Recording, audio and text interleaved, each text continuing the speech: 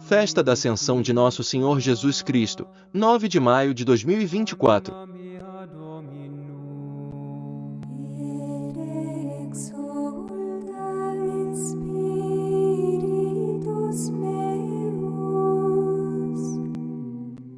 A festa da Ascensão, diz São Bernardo, é a consumação, a coroa das outras solenidades e o termo glorioso da jornada terrestre do Filho de Deus. Durante 40 dias, permanecerá Jesus no mundo, para fortalecer os seus discípulos na fé e os preparar para a vinda do Espírito Santo. Mas soou enfim a hora de se despedir daqueles que tanto amava. Ainda que de despedida, essa hora era contudo de grande alegria para o Mestre e os seus discípulos, assim como para a humanidade inteira. Alegria porque Jesus triunfou. Terminaram as humilhações, os sofrimentos. A coroa de espinhos e opróbrios se converte em coroa de honra, a cruz ignominiosa, em trono de glória. Alegremo-nos porque o Salvador subiu ao céu para ali preparar-nos um lugar. Porque junto do trono de seu Pai, Jesus continua a interceder por nós e a cumprir a sua missão de mediador entre Deus e os homens. Alegremo-nos ainda, porque a sua subida é o penhor da descida do Espírito Santo. Se eu não for, o Espírito Santo não virá a vós. Alegremo-nos, finalmente, porque este mesmo Jesus que hoje se esconde aos nossos olhares, descerá um dia, em toda a sua majestade e todo o seu poder, para julgar os vivos e os mortos, e então os nossos olhos contemplarão extasiados a sua santa humanidade, sem o receio, para sempre afastado, de uma nova separação. Enquanto a Epístola e o Evangelho nos narram sucintamente o fato histórico, ouvimos nos cânticos perpassar estas melodias de júbilo.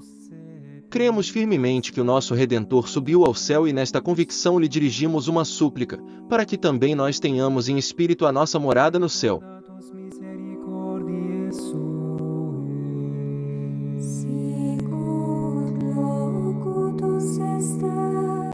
Introito. Homens da Galileia, por que admirados olhais para o céu? Aleluia! Como o viste subir para o céu, assim ele virá. Aleluia, aleluia, aleluia.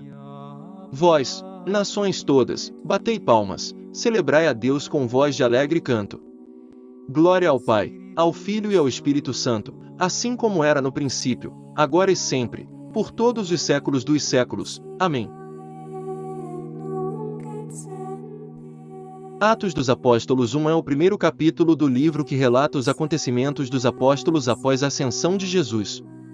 Neste capítulo, é narrado como Jesus apareceu aos apóstolos após sua ressurreição, dando-lhes instruções e prometendo o batismo no Espírito Santo.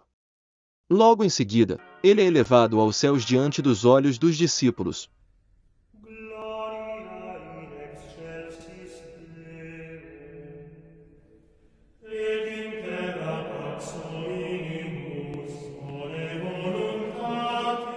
Leitura dos Atos dos Apóstolos.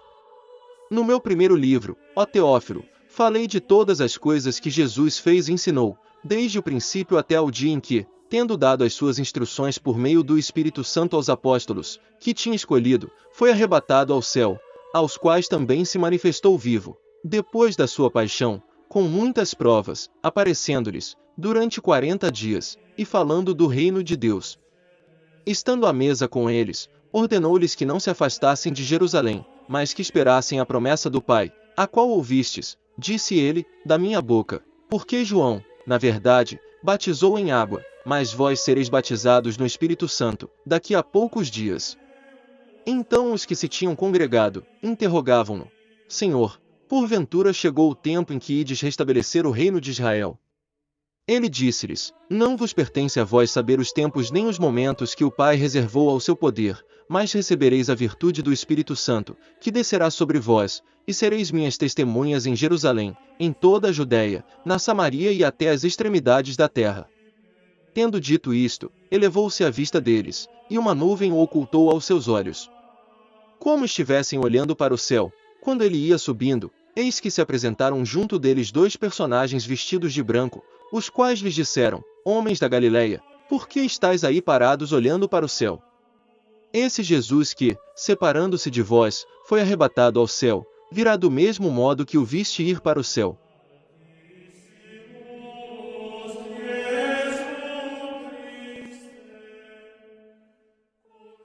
O capítulo 16 do livro de Marcos conta a ressurreição de Jesus Cristo, assim como a aparição do ressuscitado aos discípulos e sua ascensão aos céus.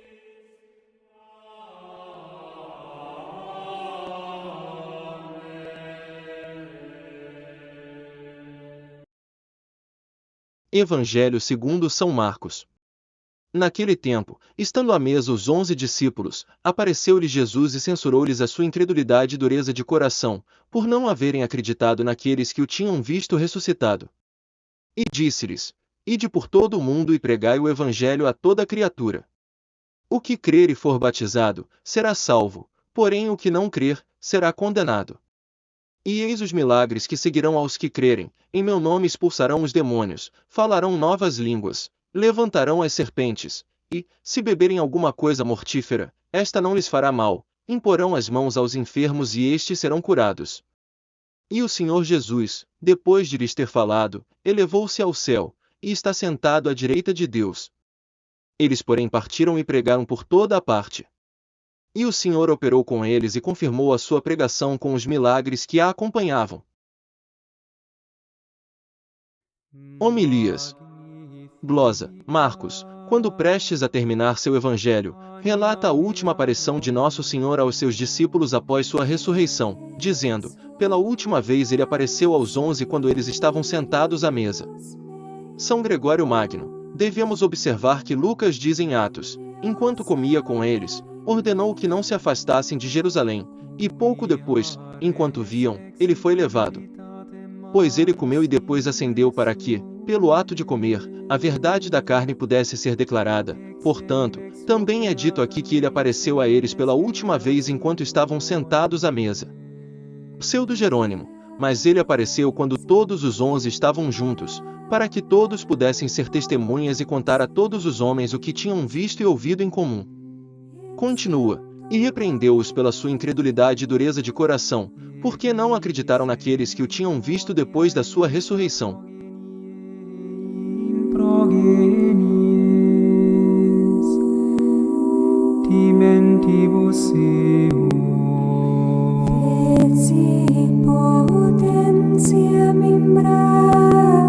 Santo Agostinho. Mas como isso foi feito da última vez? A última ocasião em que os apóstolos viram o Senhor na terra aconteceu 40 dias depois da ressurreição, mas será que ele então os teria repreendido por não acreditarem naqueles que o viram ressuscitado, quando eles próprios o viram tantas vezes depois de sua ressurreição? Resta, portanto, entendermos que Marcos quis dizê-lo em poucas palavras, e disse pela última vez, porque foi a última vez que ele se mostrou naquele dia, ao aproximar-se à noite, quando os discípulos voltaram do país. Em Jerusalém, e encontrou, como diz Lucas, os 11 e aqueles que estavam com eles, falando juntos sobre a ressurreição de Nosso Senhor. Mas havia alguns que não acreditaram, quando estes então estavam sentados à mesa, como diz Marcos, e ainda falavam, como relata Lucas: o Senhor estava no meio deles e disse-lhes: paz seja convosco, como dizem Lucas e João. A repreensão, portanto, que Marcos menciona aqui, deve ter estado entre aquelas palavras que Lucas e João dizem, que o Senhor naquela época falou aos discípulos. Mas outra questão é levantada: como Marcos diz que ele apareceu quando os 11 estavam sentados à mesa, se a hora era a primeira parte da noite do dia do Senhor, quando João diz claramente que Tomé não estava com eles, o qual, acreditamos, haviam saído, antes que o Senhor entrasse até eles, depois que aqueles dois voltassem da aldeia e conversassem com os 11, como encontramos no Evangelho de Lucas. Mas Lucas, em seu relato, deixa espaço para supor que Tomé saiu primeiro, enquanto eles falavam essas coisas, e que o Senhor entrou depois. Marcos, no entanto, ao dizer que pela última vez ele apareceu aos 11 enquanto eles estavam sentados à mesa, nos força a acreditar que ele estava lá, a menos que, de fato, embora um deles estivesse ausente, ele escolheu chamá-los de 11, porque a companhia dos apóstolos foi então chamada por este número, antes de Matias ser escolhido para o lugar de Judas.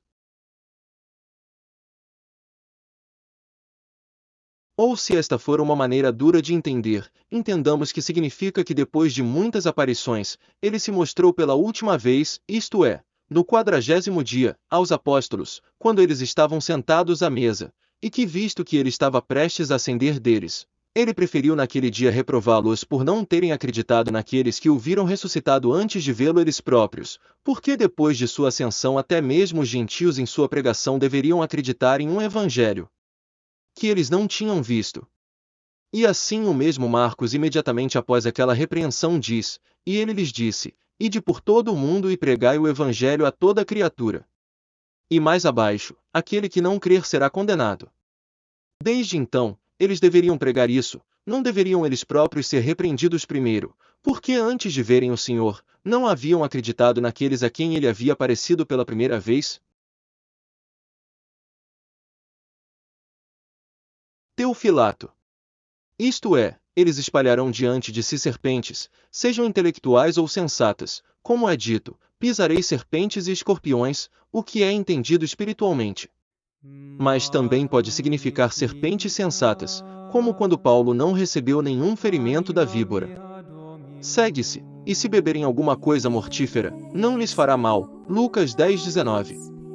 Lemos sobre muitos desses casos na história, pois muitas pessoas beberam veneno ilesas, protegendo-se com o sinal de Cristo. Continua, imporão as mãos sobre os enfermos e os curarão. Spexit humilitatem mansile sue, ex enim ex hoc beata medicent omnes generationes. São Gregório Magno. Estamos então sem fé porque não podemos fazer esses sinais? Não, mas essas coisas eram necessárias no início da igreja, pois a fé dos crentes deveria ser nutrida por milagres, para que pudesse aumentar. Assim também nós, quando plantamos bosques, derramamos água sobre eles, até vermos que cresceram fortes na terra, mas depois de fixarem firmemente as raízes, deixamos de irrigá-las. Esses sinais e milagres têm outras coisas que devemos considerar mais minuciosamente. Pois a Santa Igreja faz todos os dias em espírito o que os apóstolos faziam em corpo, pois quando seus sacerdotes, pela graça do exorcismo, impõem as mãos sobre os crentes e proíbem os espíritos malignos de habitar em suas mentes, o que eles fazem senão expulsar demônios? E os fiéis que deixaram palavras terrenas e cujas línguas proclamam os santos mistérios falam uma nova língua, aqueles que, com suas boas advertências, tiram o mal do coração dos outros, pegam em serpentes, e quando ouvem palavras de persuasão pestilenta, sem serem desviados para a prática do mal, bebem uma coisa mortal, mas nunca lhes fará mal, sempre que veem os seus vizinhos enfraquecerem nas boas obras, e pelo seu bom exemplo, fortalecem a sua vida, impõem as mãos sobre os enfermos, para que se recuperem. E todos esses milagres são maiores na proporção em que são espirituais, e por eles são ressuscitadas almas e não corpos.